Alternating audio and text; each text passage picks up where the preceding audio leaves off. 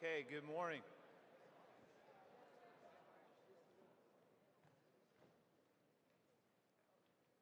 Hope you had a good weekend. A few preliminary announcements before we get into our agenda.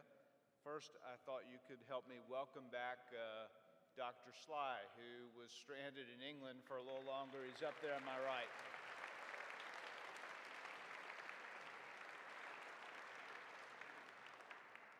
Secondly, I'm reminding you of the Loaves and Fishes Soup Kitchen this coming Saturday.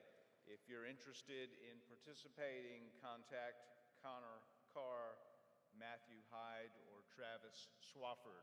That'll be in the announcements, and we'll have a collection right at the end of assembly. And thirdly, last week I mentioned 2 exchange students. It's the first time we've had exchange students in a long time. So it's great to have 2 students from Barcelona, from the Viaro Global School, Nicholas Roselle, if you guys would stand, and Jamie Medardi, hosted by Matthew McMinn and Gabe Ramon, respectively. Join me in welcoming them. There they are on my right and left.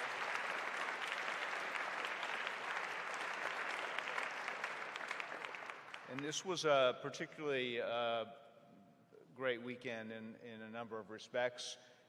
First, I'm going to ask our orchestra group to come up and make a presentation, if you all could come up now. And then our math counts group, if you guys could be poised to come up, and then our mock trial group. Here comes the orchestra.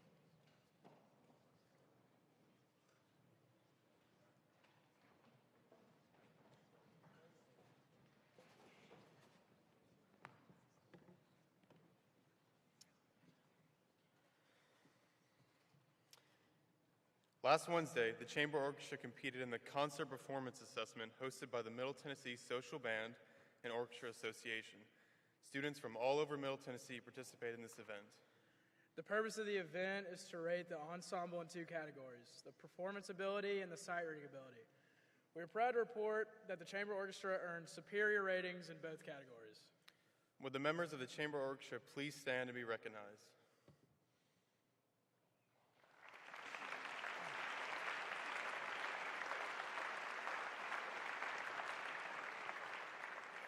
We would like to present these trophies to Mr. Joy and the school.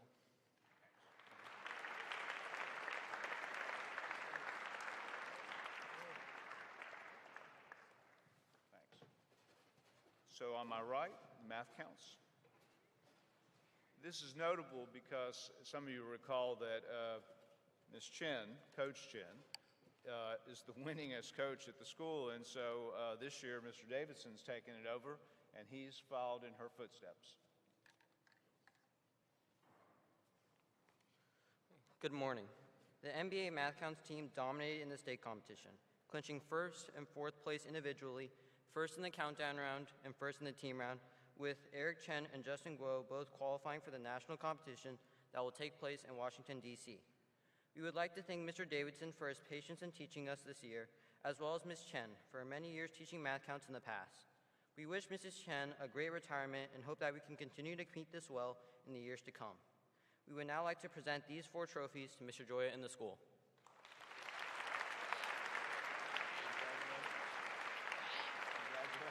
Thanks.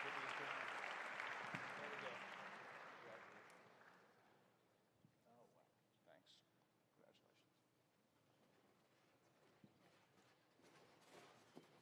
So a few weeks ago, our mock trial team did really well regionally, and they competed at the courthouse this weekend for the state championship. I'll let them tell you.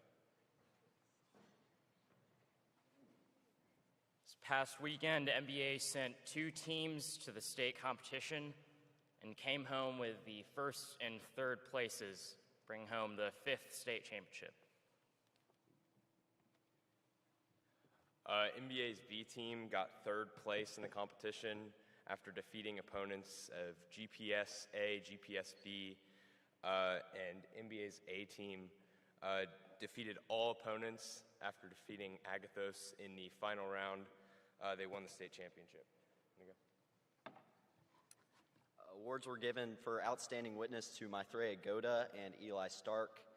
This is, as we said, our 5th state championship. We'd like to thank our coaches and present these trophies to Mr. Joy and the school.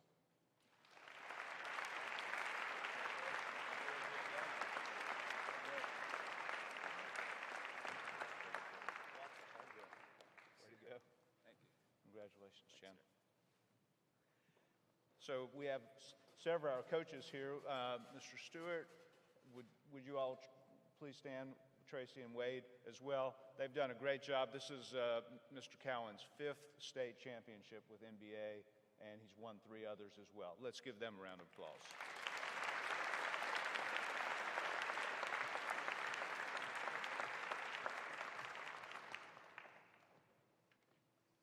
A number of years ago, Stephen Bess, who graduated in 1995, called me and said he really appreciated the writing program at MBA. He was able to, he felt, be very successful at Rice University, where he also was a star baseball pitcher and pitched in the Baseball World Series.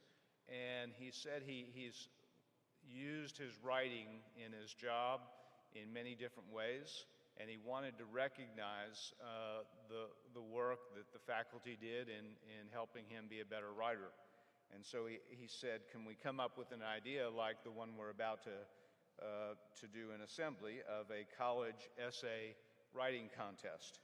And Stephen has generously funded it.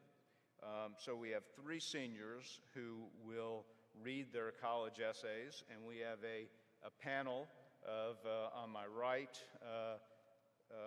Mr. Christiansen, who is the Vice President of Admissions Enrollment at Vanderbilt, Ms. Leanne Backlund, who is the Director of Admissions at Rhodes College in Memphis, and Maggie Rains, who, as you all know, is an English teacher here and has worked in college counseling.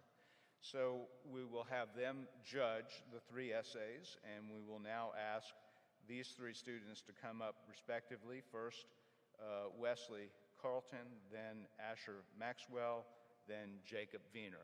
Join me in welcoming these students to the podium.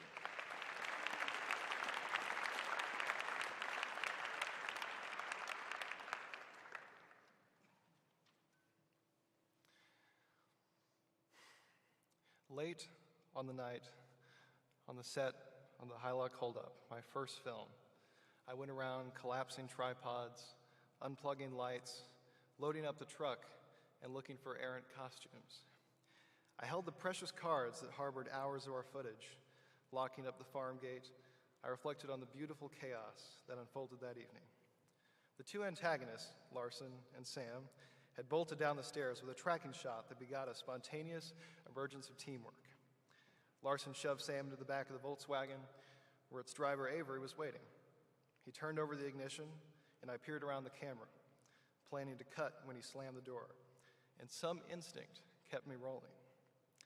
The bug lurched forward, and Avery turned the wheel to display the glorious broadside of the car, leaving me with a placid, empty frame. I felt grateful for this gift, our all-in team effort. This is me living and breathing my craft. One day, my crew had a look of carrying a live bomb. Anson, a key supporting role, told me he was out of time. My film had drawn him too far away from the family. Gripping the Steadicam, I panicked inside my head. Would we film another actor from behind or write him out altogether? I told Anson to sleep on it and went home to email his parents, laying out the importance of seeing the project through and creating a memory we cherish forever.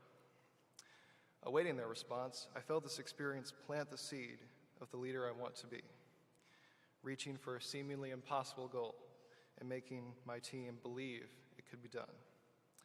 My email was successful, and after a day off, I got Anson back to film his final scenes. I was learning. My earliest memories are filled with creative inspiration. In books I read with my mom, there were kids digging for clams and an old woman who named things. I would put my feet up on the beams in my bunk and stare at the little stars we taped there. Magical illustrations and unforgettable words. I tuned into the West through my mom's love of Native American art and my grandfather named John Wayne. I remember a white-knuckle drive up the mining road from Silverton, past ghost towns and coal carts. I stayed awake while everyone snored through Once Upon a Time in the West.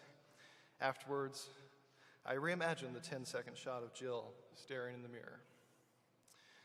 Heading into this summer and running on the steam of Hilux success, I felt ready for the big one. That spring, I wrote an original screenplay, Axel and Ollie. It covered numerous locations: a river, cabin, Italian cafe, a foot chase through the city. And at last, 7 characters flowing through a dozen scenes. But one night, a week before we were set to film, I collapsed on the couch, trying to mend a hopeless schedule. My mom found me and put things in perspective.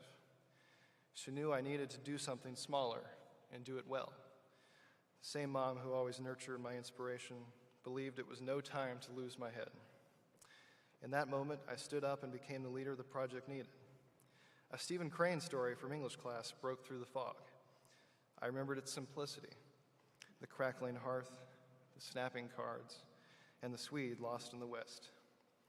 When we started building the Blue Hotel, I knew I was taking the right steps, learning to walk before I could run.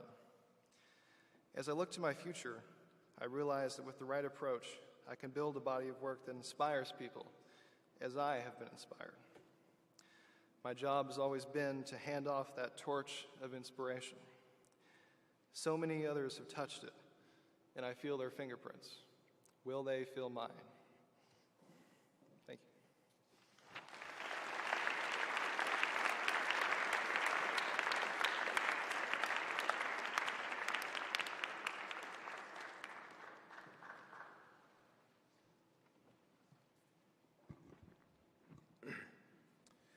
I walked into the dining hall, wondering how to fill my 2-hour lunch. Our camp had begun that morning, and we had just finished hearing a lecture on electoral strategy from a campaign operative.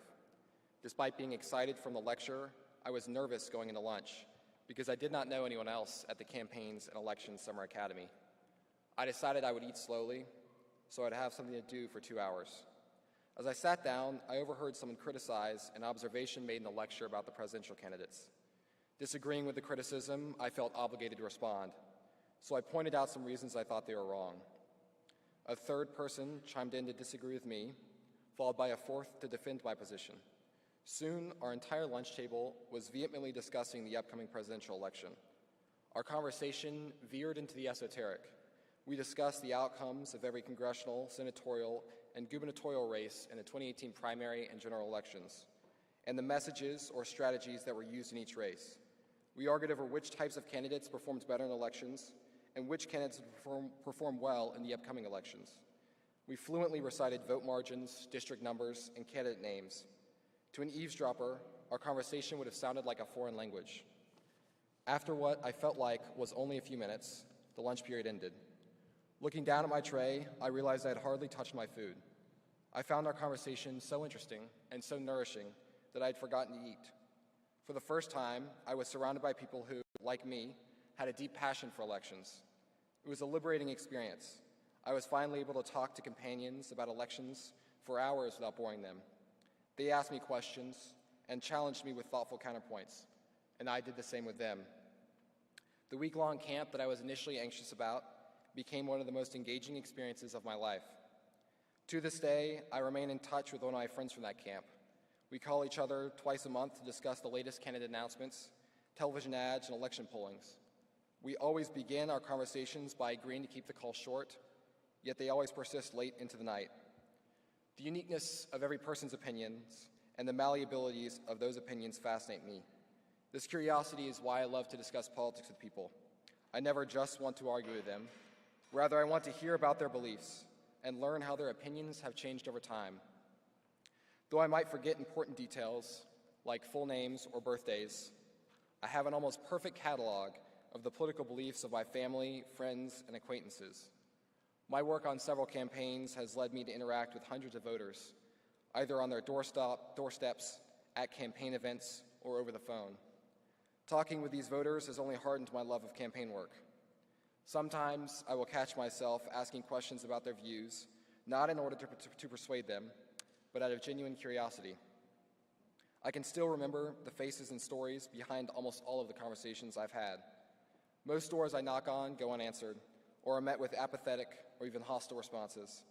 But once every so often, I meet someone who is friendly and willing to talk about political issues.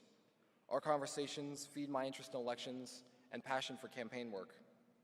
By following the granular details of elections, both in the United States and across the world, I want to learn why and how arguments are won and lost in the public arena. I am interested in voter persuasion, not just for the sake of winning elections and arguments, but also so I can learn from everyone's opinions in order to refine my own.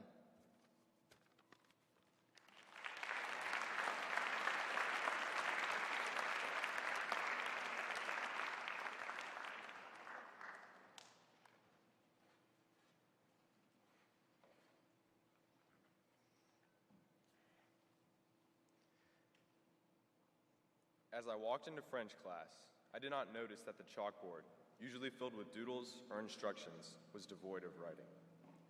When my last classmate sat down, the mood in the room jumped instantly from relaxed to serious. My teacher stood up from his desk and marched to the hanging projector screen. As he released the screen, it spun back up into its compartment over the chalkboard and unveiled a single written question.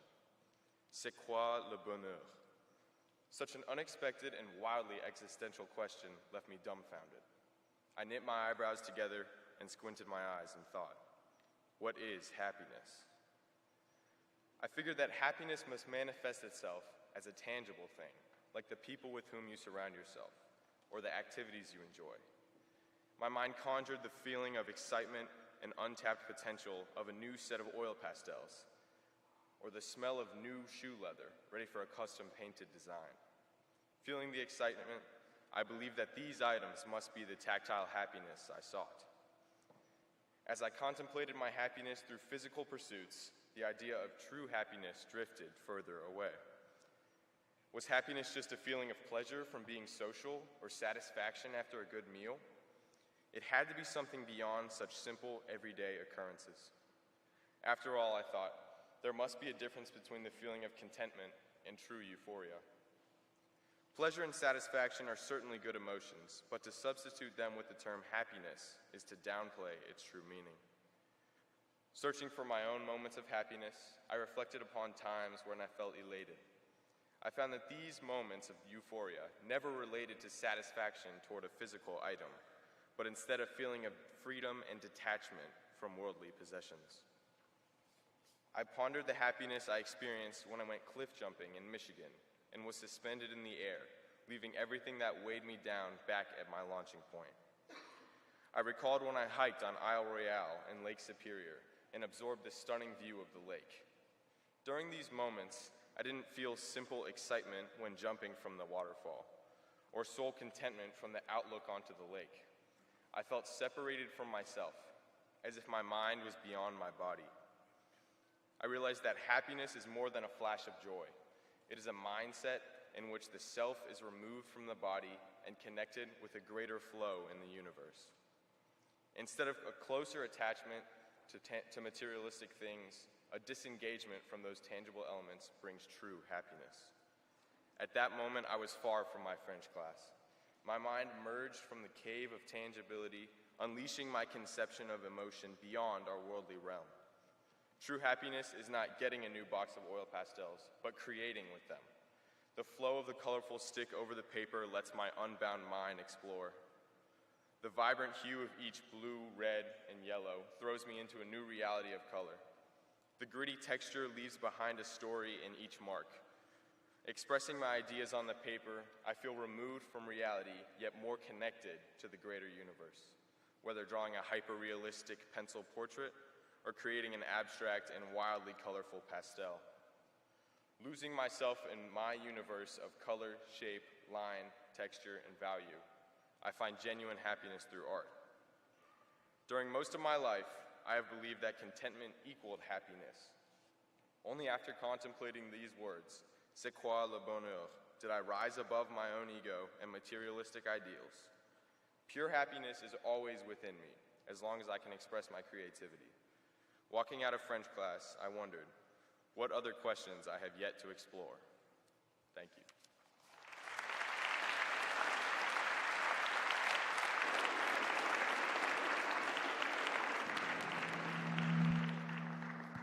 Thanks. We appreciate all three of you reading those essays very much. We'll hear the results after we finish the rest of assembly.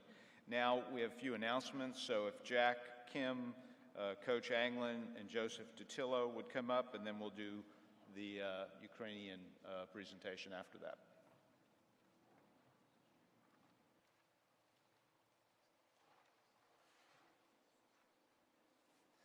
Hey guys, next Monday, April 4th, Tearing Down the Walls will host a panel on the experience of immigrants in the United States. That panel will be made up of MBA students, parents, and faculty. The full slate of panels hasn't been finalized yet, but once it has, I'll be sure to send something out.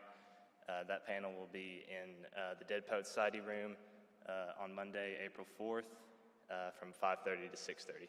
Thank you.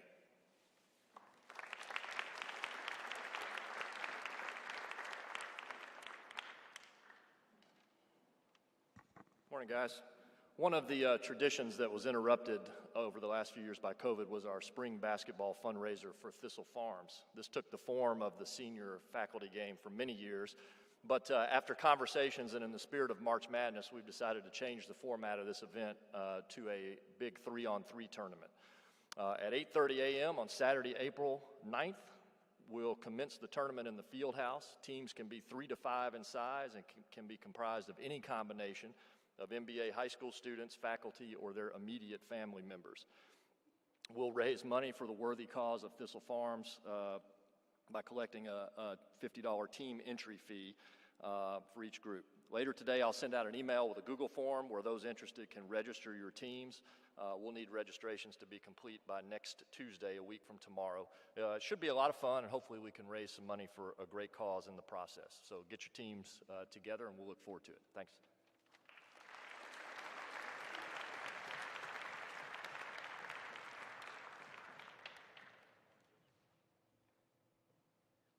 Hi everyone, I'm Joseph Datillo, and I was the leader for Chalophony this year. We still have a lot of shirts that we haven't sold yet, so if you would like to get a shirt, they're $15. Either come talk to me or you can stop by Mr. Frederick's room during a break.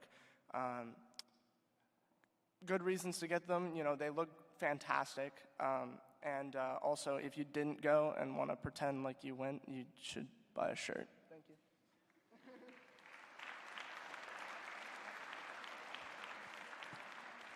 Thanks.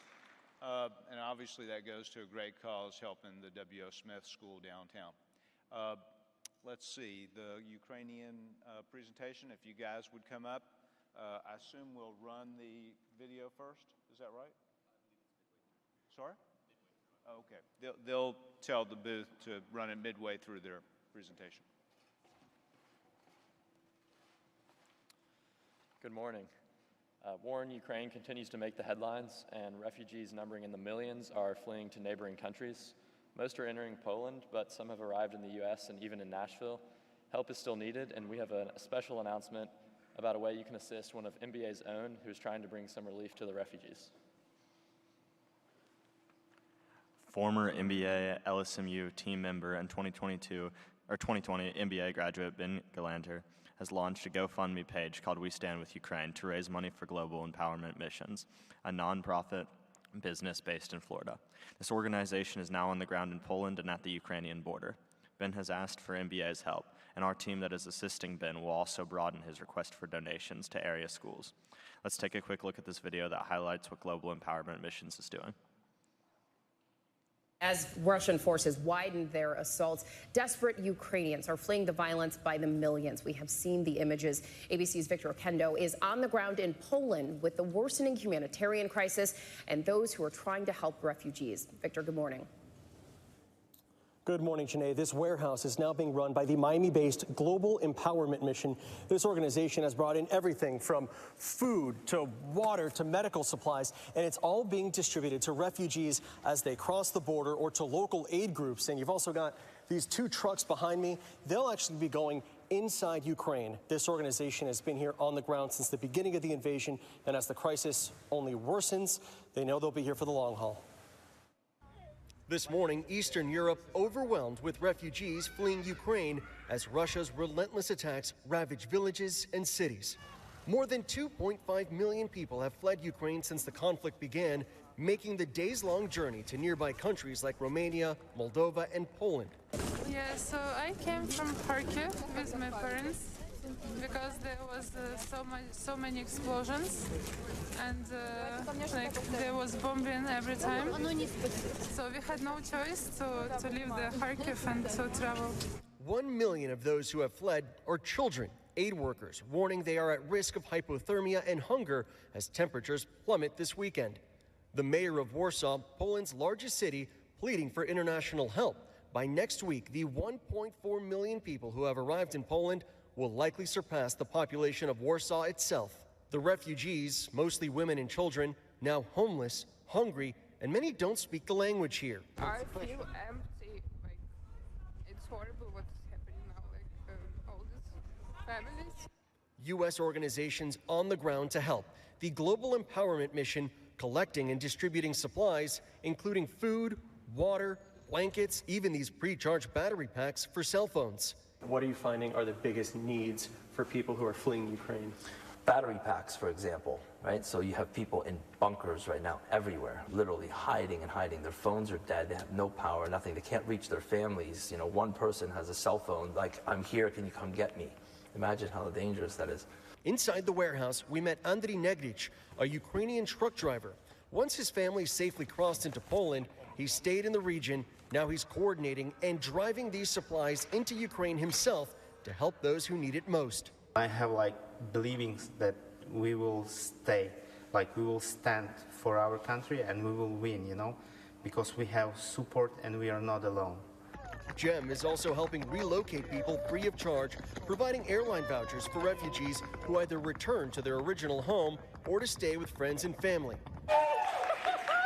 This is one of the first refugees who arrived in the U.S., landing in Fargo, North Dakota, escaping the horrors of their hometown to the arms of their friends, the Nelson family. We were worried because this has been such a long journey that we can't believe we're finally here. This was just unbelievable. Now this truck, it's about a quarter of the way full. There's a good amount of food inside here. You've got some vegetables, some tomatoes, some beans. There's boxes of pasta as well. The concern is that as the threat of chemical warfare increases, so will the number of Ukrainians fleeing for safety. Eva? And all things that they will need. Victor Oquendo for us. We are working with Ben to spread the news about We Stand with Ukraine. So please look for the link to the GoFundMe page in the daily announcements this week and next. Coincidentally, we know that Ian Dorelli and Jean Herman, along with Ms. Scholler and Ms. Williams, have already raised over $3,000 with just a few classmates. Together, we hope to combine our efforts. Finally, last Friday, we had a video conference with LSMU teachers in Lithuania to learn about their efforts to support refugees coming to their home city, Kaunas. They, like us, are raising money, but also donating clothes and basic necessities, along with vacant housing to Ukrainians in need of shelter. Ukrainian and Russian languages are more prevalent on the streets now, and food banks are set up for donations. But what is really telling are the preparations being made within the schools and the city in general should the war cross the border. Anxiety is high, as you might imagine. Training classes in public resistance against aggression are being held.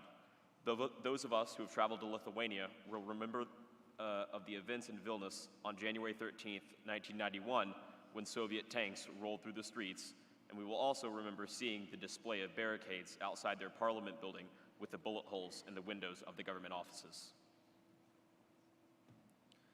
So, it's with this history in mind and the current events that threaten Eastern European countries that we proudly partner with LSMU to aid Ukrainian refugees.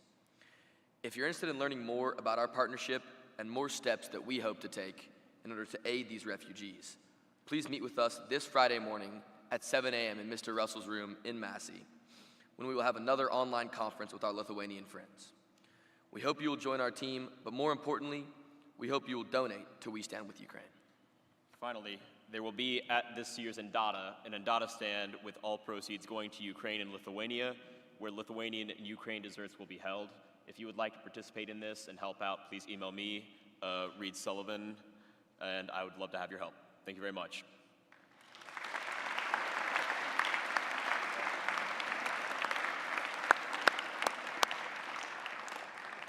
Thank you all, and remember that meeting Friday morning and to look at the announcements for more information. We had a number of athletic events this past week. Our JV soccer team defeated USN 3-1. Our varsity soccer team played a tough game against a great Franklin talented team, and it ended 0-0. Our 7th grade lacrosse team dropped a game but then came back and won another game. Our JV team in lacrosse defeated Ravenwood. Our varsity lacrosse team dropped 2 games to tough opponents. They're hoping to come back this weekend. Our JV baseball team had a win. Our varsity baseball team had 3 wins this past week and then a loss on Saturday. Our micro teams both won this past week. And our junior school golf team lost a very close match. And our crew team had a great weekend here in Nashville with results with 2nd and 4th places and 1st and 2nd places. All 18 first-year rowers won at least 1 medal. And finally, our varsity tennis team won a match at Lipscomb 7-0. We'll have a collection for the Loaves and Fishes Soup Kitchen, so if those people that collect money, would you go to the doors now, and Miss Maddox will come up and give us the results of the college essay contest.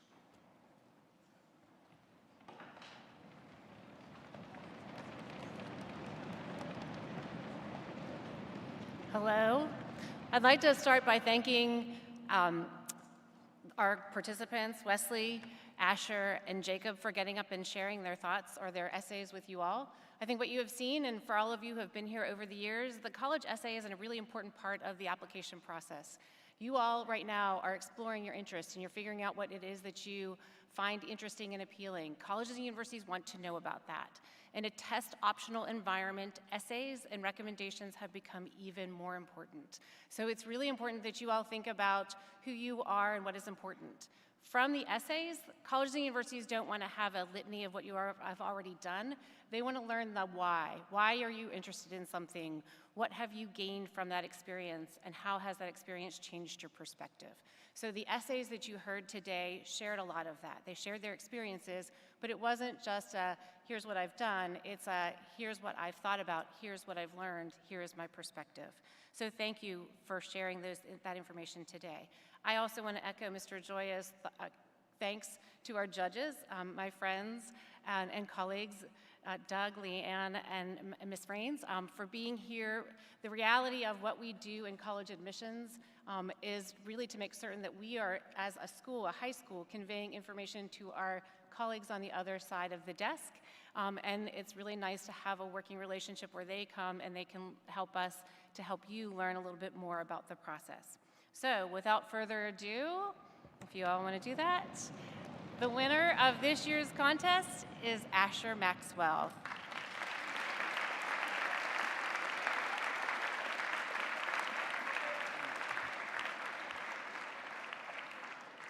Congratulations, Asher, and thank you, Wesley and Jacob, as well, for your participation.